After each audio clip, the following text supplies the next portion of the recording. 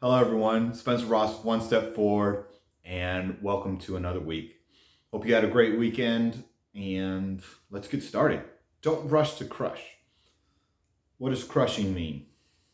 Discipline, hammering people, correcting someone, something along those lines. Okay, so don't rush. What does rush mean? Don't be fast. Don't be quick to discipline someone. All right, let's talk about it. Coworker sent an email with bank account numbers. Okay. It was a bad email. It had a whole bunch of bank account numbers in it. And so I happened to read it and I didn't really think about it at first. And then I went back and I opened it again and I was like, oh my gosh, there's bank accounts in here. So at that point, I started getting emails. And people were saying that this person needed to be fired and legal action needed to be taken, some other things. So I read those emails and I called the coworker. And she picked up and she was pretty torn up about it. And she said, I made a mistake. And I was like, yes, you did. You did make a mistake. And we talked about it. It took about half an hour to talk about all the things that she needed to think about and work on. And there was going to be some pain for myself and a couple other people that had their bank account sent in that email. Okay. But people had already shown in their actions before that they didn't like her. Why? Just times you're not going to get along with everybody. So they just wanted to fire her. Had she done a crime? Maybe, I don't know. I didn't look up to see if it's a crime to send a bank account in an email. There was going to be pain on my part because I was going to have to call the bank, change my bank account number, and that's a process. If you've never gone through it, cool. You will go through it sometime in your life or multiple times in your life. If you lose a credit card, you might have to either change a bank account number or something like that. If you've had money stolen out of your account, you're going to have to change your bank account number. So it's not an easy process. It isn't too painful, but it's still time out of your day. But this coworker had made a mistake and people just wanted her gone. They didn't care what her reasoning was. They didn't care that it was just a mistake. They didn't care about anything. They didn't like her in the first place and they just wanted her gone. When something happens, take the opportunity to slow down. What's going on? Was a mistake made? Was it an honest mistake? If it was an honest mistake, have they repeated it? Is it their first time? Are they hiding it? It's a big deal if someone hides it, in my personal opinion. And again, this is all my opinion. So, one, you don't owe everybody your story. You don't. Not everybody needs to know. Two, if you're an employee and your boss comes to you and says, hey, what about such and such, and you lie to that person, well, what does that say to you? Do they want to keep you around? My mom came in one day and she said everybody in the front office was new. Everybody in the back office was new. Everyone in the whole floor was new. I was like, what are you talking about?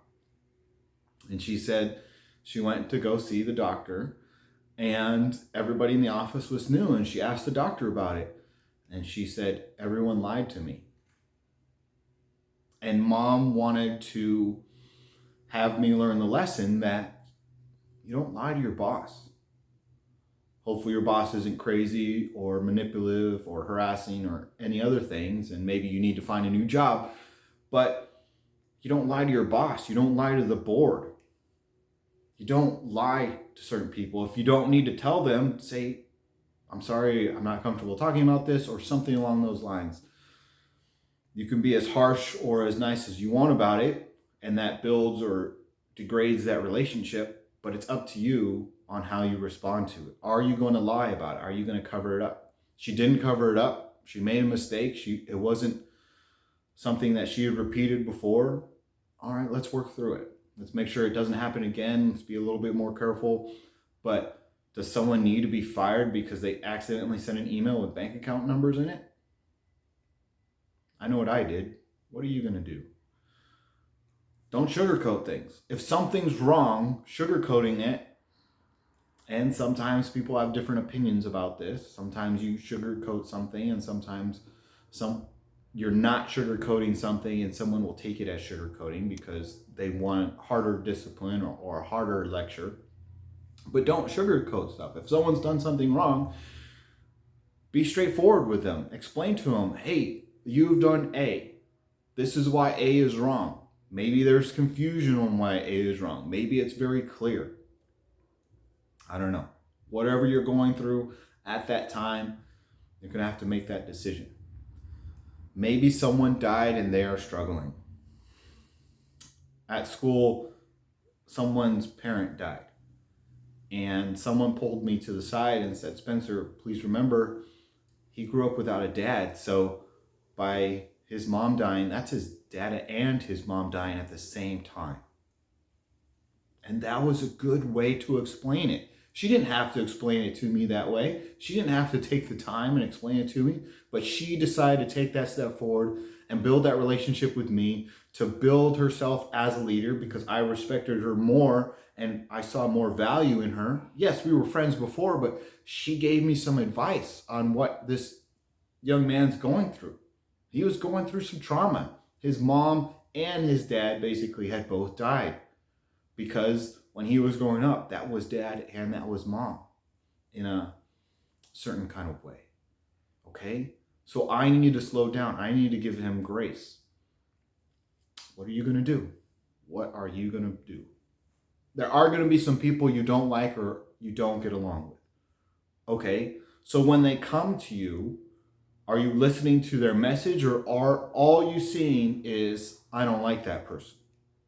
I don't like you, so no matter what you say, it's going to be wrong. That is a rush to crush. If I don't like you and you come to me and you tell me something, any little thing I'm going to pick at. Oh, you spoke wrong. Your shirt wasn't right. Your shoes weren't tied correctly. Whatever it is, I'm going to be in a rush to crush you. I don't care what the message is. The message could be perfect. The message could be wrong. But all I see is I don't like you, so I'm just going to judge you based off of that. What if you like the person? What if you don't like the person? Are you jumping to conclusions?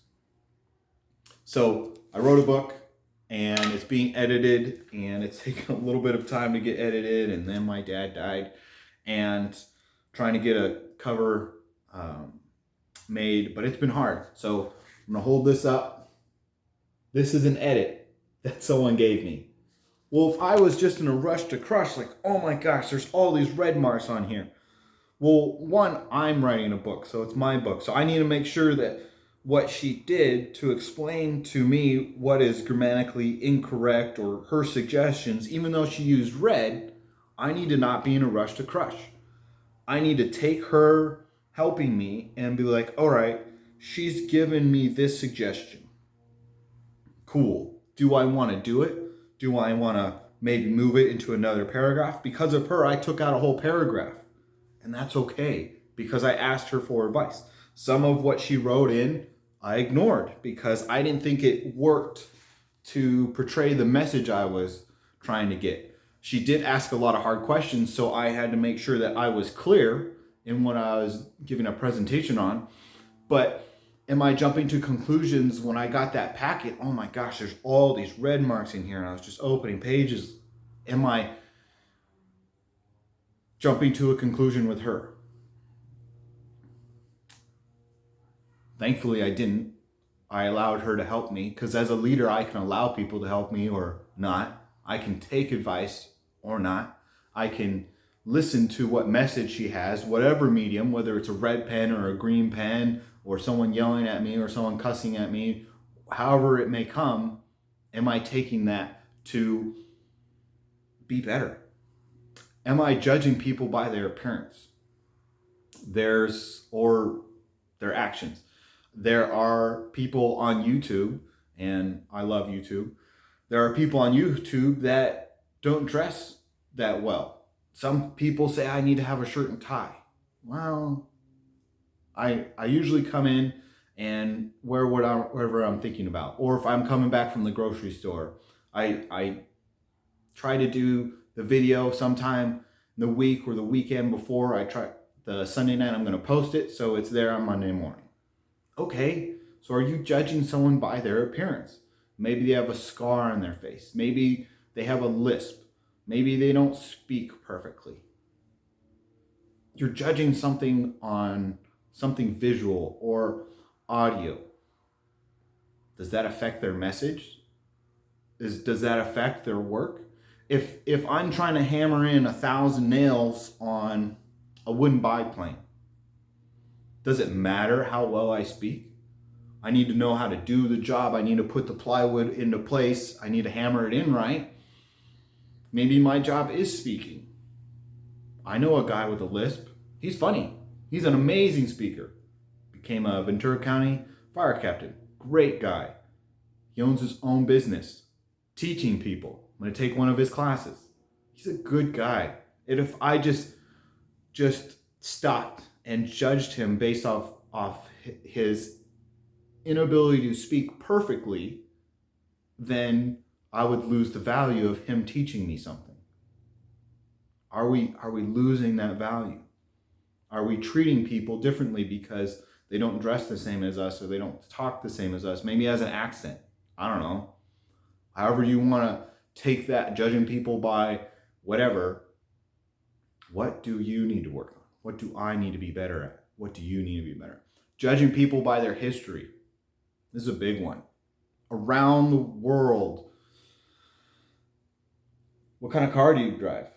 There's a window to my left, and I can look down the street, and there's nice cars, and there are older cars, and there are some junky cars. And some people don't care. Some people do care. Some people, it doesn't matter to them. What does that have to do with history? Well, maybe you're building up your history. Maybe that's the car you can afford. It has to go with money. So are you judging people based off their income or their title? That could be appearance, yes, or that could be history. What if you're in a religious setting and you don't talk to the person who had an affair 45 years ago, but he straightened up his life and he got his family back together? Whatever the story may be, are you not allowing yourself to heal because you're in a rush to crush that other person? Judging people by an outward appearance or not accepting someone that you don't like, that's toxic. Not only to the people around you, but to yourself. It's hard. It's going to be grating on you. Are you rushing to crush people? Slow down. Don't sugarcoat things. Have a good critique. Help build that person up. We've talked about mentoring people before. That young lady who helped me go understand what someone was doing when his mom died, that was good for me. She didn't need to tell me that. She wasn't in my chain of command. She was a coworker.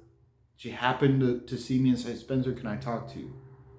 Are you judging someone by their appearance or jumping to conclusions? Whatever that case is, take a moment, slow down. Listen to what they're trying to present to you. Don't be in a rush to crush. Someone will say that my screen behind me isn't good enough. It's just a sheet. It's just what I could afford at the time. And why do I need to change it? I don't know. Someone might give you feedback on why you need to change something. All right, cool. Am I listening to the feedback or am I just messing it up through the filter of my own biases? Biases can be good, but they also can be altering to a negative effect to your relationship to other people.